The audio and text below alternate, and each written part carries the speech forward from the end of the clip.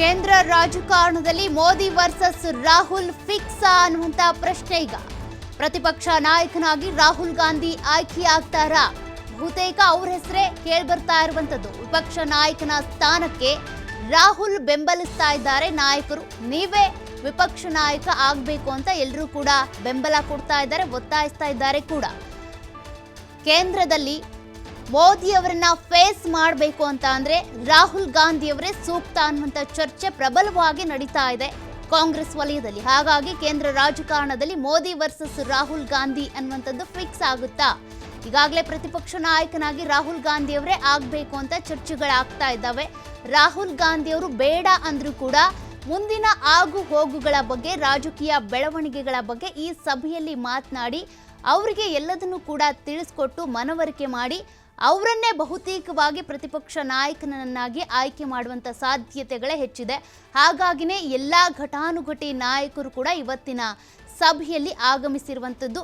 ರಾಜ್ಯದಿಂದ CM Siddaramaiah, DCM DK Shivakumar ಅವರು ಹೋಗಿದ್ದಾರೆ. ಅದೇ ರೀತಿಯಾಗಿ ಕೇಂದ್ರದಲ್ಲಿರುವಂತಹ ಎಐಸಿಸಿ ಅಧ್ಯಕ್ಷ ಮಲ್ಲಿಕಾರ್ಜುನ್ ಖರ್ಗೆ ಇರ್ಬೋದು, ಸೋನಿಯಾ ಗಾಂಧಿ ಇರ್ಬೋದು, ರಾಹುಲ್ ಗಾಂಧಿ ಅವರ ಸಹೋದರಿ ಪ್ರಿಯಾಂಕಾ ಗಾಂಧಿ ಸೇರಿದಂತೆ ಅನೇಕ ನಾಯಕರು ಕೂಡ ಸಭೆಯಲ್ಲಿದ್ದಾರೆ. ಮೋದಿಯವರನ್ನ ಫೇಸ್ ಮಾಡಬೇಕು ಅಥವಾ NDA ಸರ್ಕಾರವನ್ನ ಪ್ರಶ್ನೆ ಮಾಡಬೇಕು ಅಂತ ಬಂದರೆ, ಇಲ್ಲಿವರೆಗೂ ಕೂಡ 10 ವರ್ಷಗಳ ಕಾಲ ಮೋದಿ ಸರ್ಕಾರ ಅಂತ ಹೇಳ್ಕೊಂಡು ಬರ್ತಾ ಇದ್ರಲ್ಲ, ಆದ್ರೆ ಈಗ ನಡೀತಾ ಇರುವಂಥದ್ದು NDA ಸರ್ಕಾರ. ಈ ಸರ್ಕಾರವನ್ನ ಫೇಸ್ ಮಾಡಬೇಕು, ಸರ್ಕಾರದ ವಿರುದ್ಧ ಕ್ವೆಶನ್ ಮಾಡಬೇಕು, ಸರ್ಕಾರದ ವೈಫಲ್ಯತೆಗಳನ್ನು ಎತ್ತಿ ಹಿಡಿದು ಜನರ ಪರವಾಗಿ ಧ್ವನಿ ಎತ್ತಬೇಕು ಅಂತ ಅಂದರೆ ಪ್ರತಿಪಕ್ಷ ನಾಯಕನಾಗಿ ರಾಹುಲ್ ಗಾಂಧಿ ಅವರೇ ಸೂಕ್ತ ಅನ್ನುವಂಥ ಚರ್ಚೆಗಳು ಈಗಾಗಲೇ ಕಾಂಗ್ರೆಸ್ನ ವಲಯದಲ್ಲಿ ಹೈಕಮಾಂಡ್ನಿಂದ ಇರುವಂಥ ಒಂದು ರೀತಿಯಾಗಿ ಸಿಂಗಲ್ ನೇಮ್ ಅಂತ ಸೂಚಿಸ್ತಾ ಇರುವಂಥದ್ದು ರಾಹುಲ್ ಗಾಂಧಿ ಅವರ ಹೆಸರನ್ನೇ.